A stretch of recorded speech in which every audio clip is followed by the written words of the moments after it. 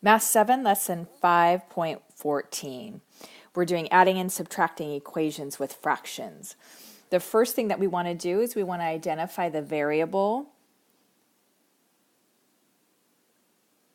that we're trying to solve for. And once we've done that, we want to isolate the variable by using the inverse operation. And you'll see what I mean by that. We've done this before. Then we want to find a common denominator before we add or subtract our fractions.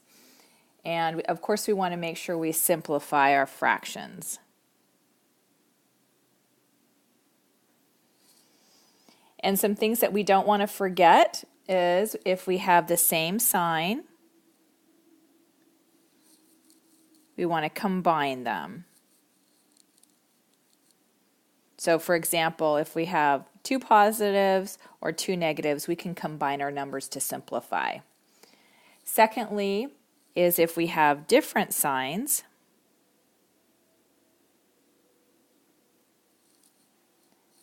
then we want to find the difference of those.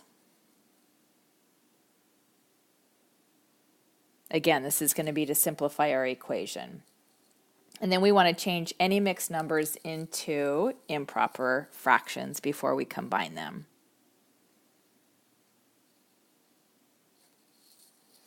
So let's give some of these a try, and you'll see what I mean by that.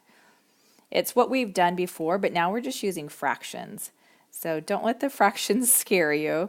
You're going to be familiar with what we've done and what we're going to be doing. So the first thing we want to do is we want to isolate our variable. So we want our x. We want to solve for x. So anything that's being added or subtracted to our x, we want to move to the other side. So that means we want to move this to the other side. It's being added to the x, so we subtract it. So that's the inverse operation. What we do to one side, we have to do to the other. So we want to subtract it here. So now we have x equals 9/16 minus 3/8. So now we want to find a common denominator, so it's going to be 16. So this is going to be a 16. This is going to be a 6. And so now we have 9/16 minus 6/16, and that is going to be x equals 3/16. Now let's move on to number 2. Again, we want to isolate our variable, so identify it, so that's our n. Anything added or subtracted to it, we want to move to the other side. We're subtracting a 3/8, so we do the inverse operation, which is add 3/8, which is the opposite, and we have to do it to both sides. So now we get n equals 1/2 plus 3/8.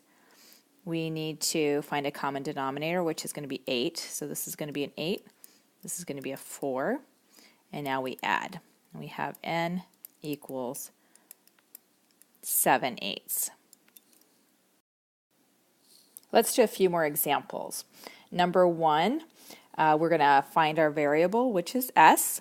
We're going to subtract 1/5 from both sides so we can get s by itself. And we get s equals 4/5 minus 1/5, which is 3/5.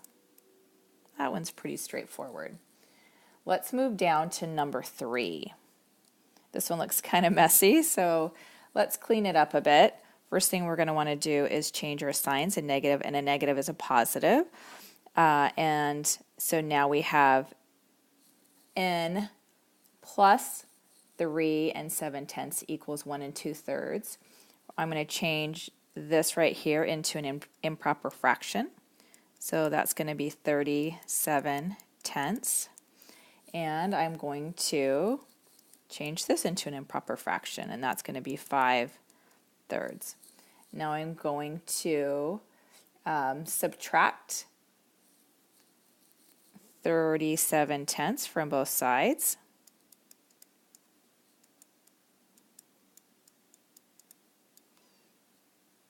Then next thing I need to do, let's simplify. We're going to have, I need to find my common denominator right here, and that's going to be 30. So that's going to give me, let's see, this is going to be 50 over 30. And then this one is going to be 111 over 30.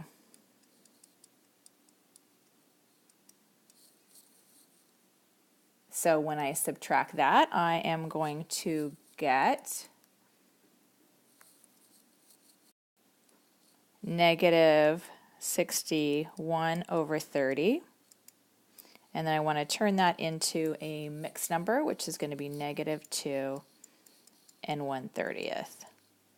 And that was n equals. Number 5, identify our variable, which is our r. And let's go ahead and change our mixed numbers into improper fractions. So we have 59 over 8 minus r equals negative 23/4. So now we want to, again, get r by itself. So we want to subtract 59 over 8 from both sides.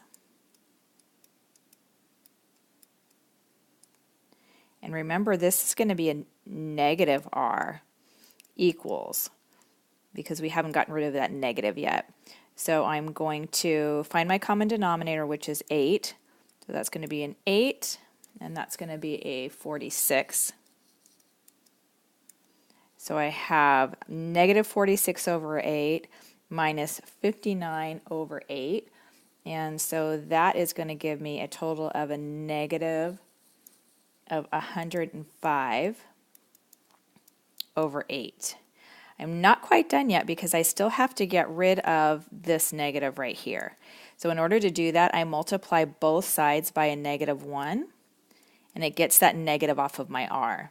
So now I have an r equals, and because I already have a negative right here, a negative times a negative 1 is a positive, so that's going to turn this into a positive as well. And now I'm going to turn this back into a mixed number, which is 13 and 1/8. Number 7, let's take a look at that one. This is a word problem. Kylie's kitten and cat carrier weigh 15 and 1/4 pound together. The cat carrier alone weighs 4 and 5/8 pound. How much does a kitten weigh? How much heavier than the cat carrier is the kitten? It's like a tongue twister. Okay, so this is a two-step problem. The first thing that we're going to want to do is to find out how much the kitten weighs. So we know that together they are 15 and 1/4 pound. So 15 and 1/4. And so we subtract the weight of the cat carrier, and that is 4 and 5/8. And this is going to give us the weight of just the kitten. So let's do that one first. Let's turn our first part into an improper fraction, and that's going to be 61 over 4 minus, let's see, 37 over 8. We need a common denominator, which is going to be 8, so that's going to be an 8. And this is going to be a 122. So now we subtract these, and we are going to get 85 over 8.